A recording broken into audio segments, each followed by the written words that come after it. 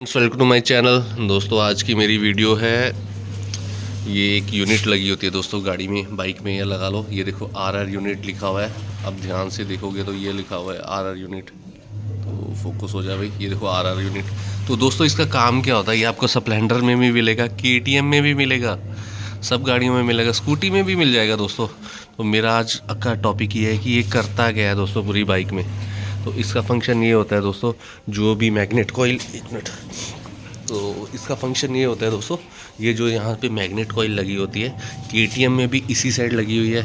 अगर आपने मेरी और वीडियोस नहीं देखी तो देख लेना। तो केटीएम में भी इसी साइड लगी होती है, तो इसमें भी मैग्नेटिक कॉइल यहीं लगी होती है। तो मैग्नेटिक कॉइल क्या करती है, 3 फेज जनरेट करती है। ये येलो वायर देखिए, ये 3 फेज जनरेट हो रहे हैं। तो अब ये है एसी वोल्टेज जनरेट हो रही। अब एसी वोल्टेज जनरेट हो रही है, एसी से हम डायरेक्ट क्या है, बैटरी को चार्ज नहीं कर सकते। तो बैटरीज की यहाँ होती है, इसको चार्ज करने के लिए डायरेक्ट हम इसके साथ इसको चार्ज नहीं कर सकते। तो इसको पहले इन्वर्ट करना पड़ेगा। इन्वर्ट कहने का मतलब क्या होता है, जैसे घरों में भी इन्वर्टर होता है। इन्वर्टर का मतलब ही होता है उल्टा करना। जैसे हम बोल देते हैं इन्वर्टेड इमेज। इन्वर्टेड इमेज का मतलब है चीज़ को उल्टा करना। यानी नेगेटिव को इन्वर्टर कैसे बोलते हैं, जैसे समझ लो हमने किसी की फ़ोटो खींची है, तो उसमें जो ब्लैक कलर होगा वो वाइट आएगा, जो वाइट कलर है ब्लैक आएगा, तो इसलिए उसको इन्वर्टेड इमेज बोल देते हैं। ठीक है दोस्तों, ये अब क्या है, अब मतलब एसी जनरेट कर दी इसने, इंजन ने। तो अब हमें इसे डीसी बनाना है बैटरी चार्ज करने के लिए। अब उसको कैसे बनाएंगे, उसके लिए दोस्तों ये यूनिट लगा होता है, आरआर यूनिट। ठीक है दोस्तों, अब आरआर यूनिट है रेगुलेटर रेक्टिफायर यूनिट। रेगुलेशन का मतलब ये होता है दोस्तों, जो भी इसकी वोल्टेज होगी, हाँ इस यूनिट, हाँ अभी बिजली वहाँ से पैदा होगी, एसी वोल्टेज पैदा होगी। एसी का मतलब होता है झटकों वाली, देसी में। अब टेक्निकली सुनना है तो उसका मतलब जो साइनोसोडियल वेवफॉर्म। तो इसमें क्या है, झटकों वाली बिजली, यानी जैसे हमें लगता है करंट, कभी हम बिजली को हाथ लग जाए गलती से कुछ पे, तो इसमें जो वोल्टेज कम होती है इसलिए हमें फील नहीं होता है इतना। लेकिन ये एसी करंट होता है, इसमें इलेक्ट्रॉन्स आगे पीछे जाता है। वो किसी दिन डिटेल में बताऊंगा कि बिजली कैसे प्रोड्यूस होती है। तो ठीक है दोस्तों, यहाँ से बिजली प्रोड्यूस हुई, ये देखो मैंने बताया ऐसे 3 फेज जनरेट हुए। तो ये बिजली गई इसमें, इसने क्या किया, उसी 3 फेज बिजली के एसी से इसने डीसी बना दिया। डीसी बनाने के बाद क्या होगा, जो इसमें बैटरी रखी होगी दोस्तों, उससे ये चार्ज हो जाएगी। यानी ये रेक्टिफायर का काम करता है। रेक्टिफायर क्या करता है, हमेशा एसी से डीसी बनाता है दोस्तों, याद रखिएगा। अब सर्च कर लीजिए अगर आपको सर्च करना है, वैसे भी मैं इलेक्ट्रिकल फील्ड से ही हूँ।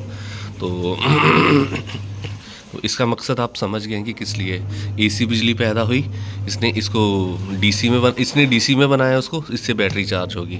तो अगर हम बुलेट को स्टार्ट करेंगे, ये कनेक्टर हम खोल भी देंगे तो कोई फ़र्क नहीं पड़ेगा दोस्तों, बाइक भी स्टार्ट हो जाएगी अगर बैटरी चार्ज है तो। बेशक वो चाहे केटीएम है, मेरी और वीडियोस भी देख लेना, मेरे पास केटीएम भी है, तो उससे आपको आइडिया हो जाएगा। तो ठीक है दोस्तों, मेरा मकसद समझ गया आपकी, क्या फंक्शन क्या है इस जो आरआर यूनिट का फंक्शन आप समझ गए होंगे। ये इसने क्या करना है, एसी से डीसी बनाना है और रेगुलेशन करनी है। रेगुलेशन का मतलब ये होता है, जैसे दोस्तों हमने एक्सीलेटर दिया गाड़ी को, मान लो ये मैंने एक्सीलेटर फुल दे दिया, तो ये क्या करेगा, अब ज़्यादा बिजली प्रोड्यूस करेगा। अब ज़्यादा बिजली तो प्रोड्यूस करेगा, अब उसकी प्रॉब्लम क्या होगी, वोल्टेज कभी बढ़ेगी कम होगी, बढ़ेगी कम होगी। जैसे मैंने एक्सीलेटर दे दिया फुल, तो एकदम वोल्टेज ज़्यादा प्रोड्यूस होगी। फिर मैंने एक्सीलेटर छोड़ा, वैसे 26-27 के अराउंड वोल्टेज ये जनरेट करता है। जो अपना अल्टरनेटर लगाया, यानी जो कॉइल्स लगी होती हैं, वो भी आपको किसी दिन मैं डिटेल में खोल के, यानी इसका साइड वाला कवर खोल के बता दूंगा। जैसे समझ लो मैंने फुल एक्सीलेटर दिया है, तो तभी 28 वोल्टेज 26-27-28 के आसपास जनरेट करता है। तो जब हम एक्सीलेटर कम करेंगे तो वोल्टेज कम जनरेट करेगा। अब मशीन को तो एक स्टेबल वोल्टेज चाहिए।